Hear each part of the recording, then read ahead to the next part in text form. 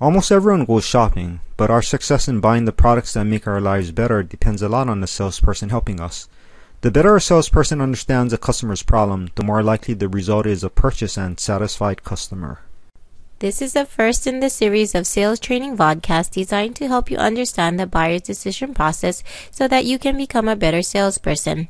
By the end of this vodcast, you'll be able to successfully demonstrate an understanding of your customer's problem that provides the basis for their purchase. Think about any sales knowledge you acquired from on-the-job training and experience. Combine that with your own shopping experiences to help you focus on your customer. Okay, so what's the first step of the buyer's decision process to learn to become a customer-focused salesperson? The first major step is to have the customer's problem acknowledged by both you and your customer. To achieve this, you have to determine your customer's problem and level of buying involvement, as we'll cover in this podcast. Although your customer has many needs, focus on the lowest prevailing need. According to Maslow's hierarchy of needs, humans prioritize their needs on different levels and are most receptive towards addressing their lowest need that isn't adequately satisfied. So focus on that lowest need until it is sufficed. At the lowest level are basic physiological needs like eating, followed by safety and security needs like protecting physical and financial well-being. Next are social needs such as love, acceptance, and group membership. Following are ego and esteem needs, to be respected or have status acknowledged. Self-actualization needs are at the top, where people work towards personal or professional accomplishment to achieve what they feel are their life's purpose. Consider a company executive buying an office chair. Will he buy a chair that makes him look very powerful but is too weak to support him? Probably not, but if a construction worker is shopping for a new hat, he will buy the one that protects his head and keeps him employed versus the one that's flimsy but stylish. Let's say a student has an injured leg. What will be his prevailing need? A. Buying school books. B. Showing off a new tattoo. C. Playing soccer with friends. Or D. Protecting his body from further injury. Safety needs are below social, ego, and self-actualization needs on the needs hierarchy, so D is the correct answer.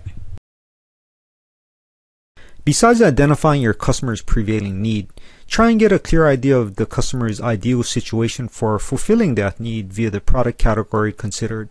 Ask questions and listen to the customer, focusing on the prevailing need. Just don't offend the customer. If my customer is looking to upgrade her cell phone she uses to connect with friends and fulfill social needs, what should I ask her? Ask questions such as, how do you foresee using the phone to contact your friends? But don't ask questions not pertaining to the lowest prevailing need. Asking questions relating to safety needs like, do you often drive alone at night? Can irritate the customer and show you don't understand the problem. Which is the best question to ask a woman shopping for an umbrella for her safety needs? A. What's your fashion style? B. What activities do you do with your friends? C. In what weather conditions will you be using the umbrella? Or D. Who uses an umbrella if it's not raining? Well, since I want to ask questions pertinent to the prevailing safety needs and product category, then C is the correct answer. As you talk with the customer, also identify his or her actual state. Discuss what the customer's current situation is and what is being done to reach the goals of the ideal state. Stay focused on the lowest prevailing need and don't offend the customer. What if my customer wants a new swimsuit and is focused on her ego needs? Then discuss the current state of her ego needs being addressed. Ask questions like, what style of swimsuits do you wear and receive compliments on? Don't ask questions such as, what sort of swimsuits would match those of your friends, since it deals with social needs. So if a guy is looking for athletic shoes for activities with friends, which question is best? A. Do you already have specialty shoes for certain activities? B. Have your shoes ever been stolen? C. Do you own any limited edition models? Or D. Are your friends okay with how bad your feet smell?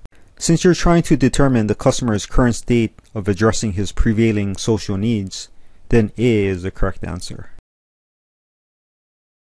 So how does all of this information fit together? It provides the basis to determine the customer's problem, which is a gap between ideal and actual states within his or her prevailing need.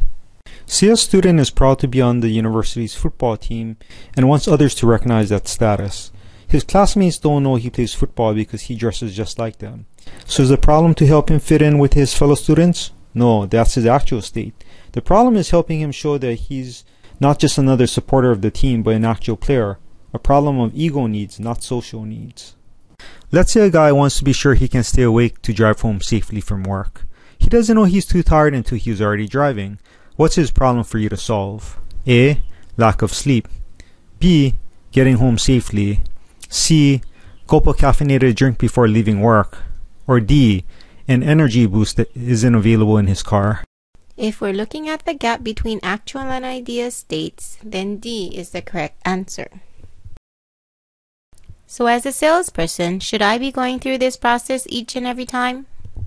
It depends. Each customer varies in buying involvement, which is the attention, effort, and time he or she devotes to the buying process. The higher the buying involvement, the greater the sales attention required. When is there high buying involvement? If it's expensive, reflects upon social image, or has serious personal consequences. It's all relative though, so look for cues while you talk with the customer. I see. So customers shopping for home furnishings, clothing, personal accessories, electronics, and tools and equipment will have high levels of buyer involvement and be open to my sales assistance because the purchase has significant impact on their safety, comfort, accomplishments, and perception by others? Yes, usually.